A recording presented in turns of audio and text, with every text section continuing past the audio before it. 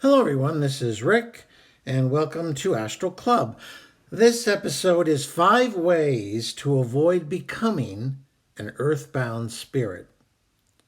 Before we get into it, just want to mention Patreon. If you'd like to support the work of Astral Club, spreading the knowledge of astral projection throughout the world, here and the other world, you can do so. When you join Patreon, you get advanced videos on Sunday with no commercials. And of course, there's an email where we can talk back and forth and answer questions and share information. Next up, if you'd like a private lesson with me to learn how to astral project, be more than glad to work with you.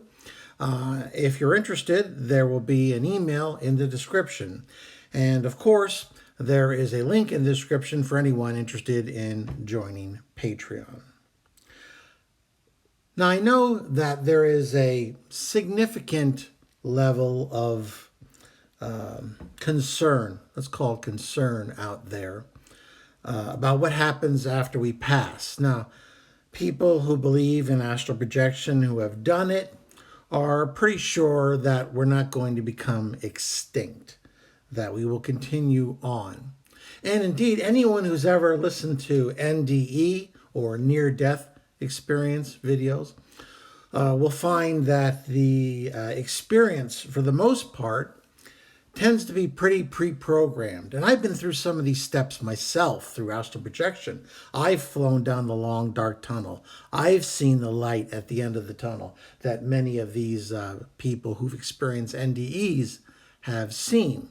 And it's been a pleasant experience. But if you've really gotten into the NDE, or indeed astral projection, you'll know that there is a significant minority of experiences that aren't so positive. That's when we get into the situation where I believe you're dealing with a situation where you become an earthbound spirit for some period of time. And I've done a lot of thinking about this and consulted a number of different sources, both on this plane and on the astral plane. And there's some fairly simple ways, I should say, that you can avoid becoming or possibly risking becoming an earthbound astral spirit, because that is not a pleasant experience. You dwell in a grayish darkness. You're besieged by negative emotions. It's not something that really you want to experience. So, what are some of the ways that we can avoid this? Well, the first way is quite simply learn to astral project. If you learn to astral project, when you pass, you won't be some confused, bewildered tourist who's trapped somewhere in the middle of Rome on a busy summer day, having no idea where you're supposed to go. Where's St. Peter's? Where's the Basilica? Where's the amphitheater? Whatever. You don't want to be that tourist. You don't want to be that person walking around in the astral wearing Bermuda shorts and a baseball cap, looking like some bewildered and lost American. No, you want to be and act like a native.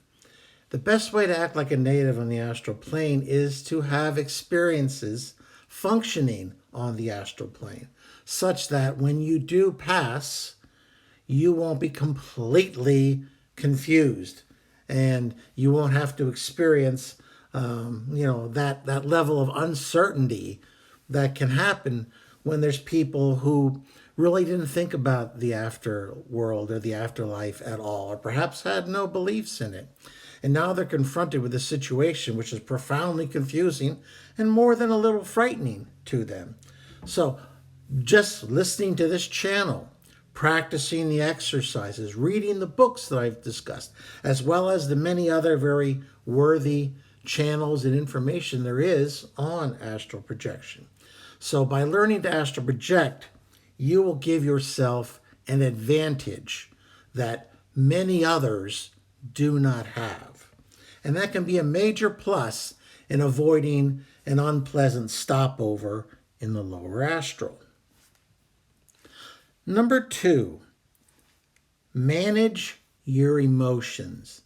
This one is overlooked quite often, but I find it's extraordinarily important in not only dealing with the physical world, but the after world into the astral. People who can control their emotions, who allow anger to seize them, or deep sorrow or sadness to just take them over, are victims of their own emotions. And it won't get better for you when you pass on to the astral. Because another word for the astral in occult science is the emotional plane.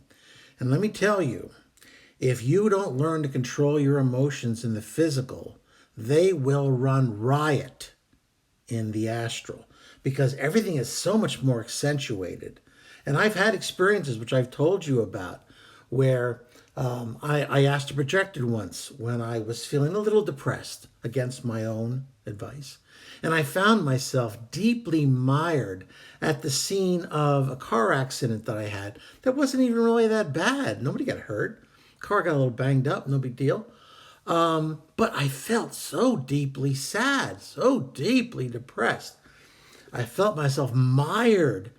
Luckily I was just astral projecting, so I was able to return to my body. But I can just imagine what would happen to a spirit that didn't have that type of control, had never developed an emotional control, and then was just taken over by these immense feelings of sadness, anger, what have you. So learn to control your emotions. Part of that, as I said, is minimizing all the extremes. Okay?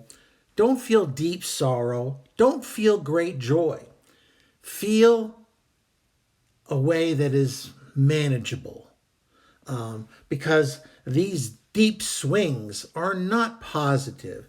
And indeed, I think they can be very destructive to people. Minimize your anger. Work through it. Don't suppress it, but look at it. Look inside yourself and see, why am I angry at this person?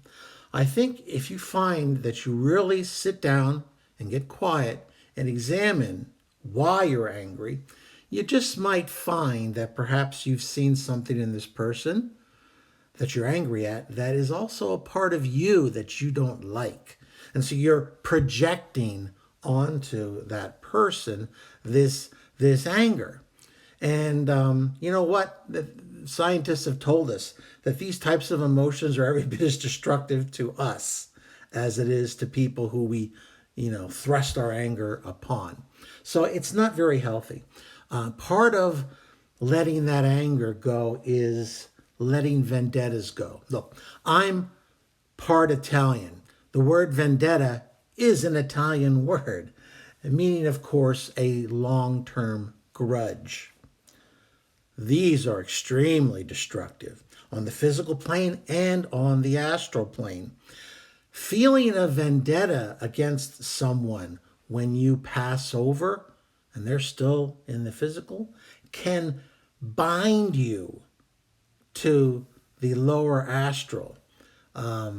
It can trap you there because your feelings of rage and hatred towards this person won't allow you to ascend as you should to the next level. So who are you really hurting? Are you really hurting the person that you have the vendetta against, or are you hurting yourself? A vendetta is a double-edged sword. It cuts both ways. So let that go. Number 3, eliminate addictive substances. We have many addictive substances in our world.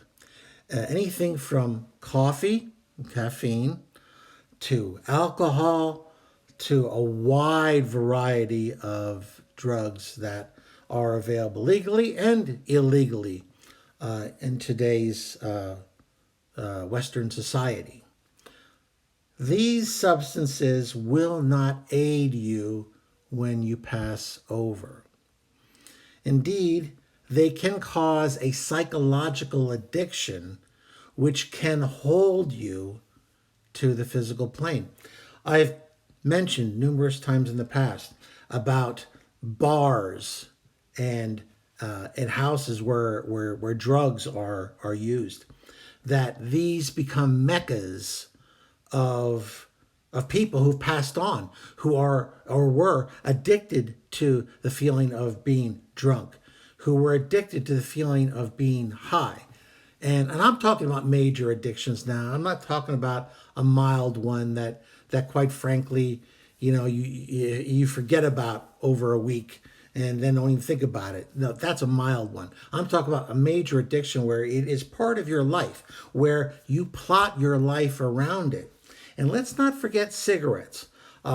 Tobacco has been genetically manipulated by the tobacco companies to become an extremely addictive substance.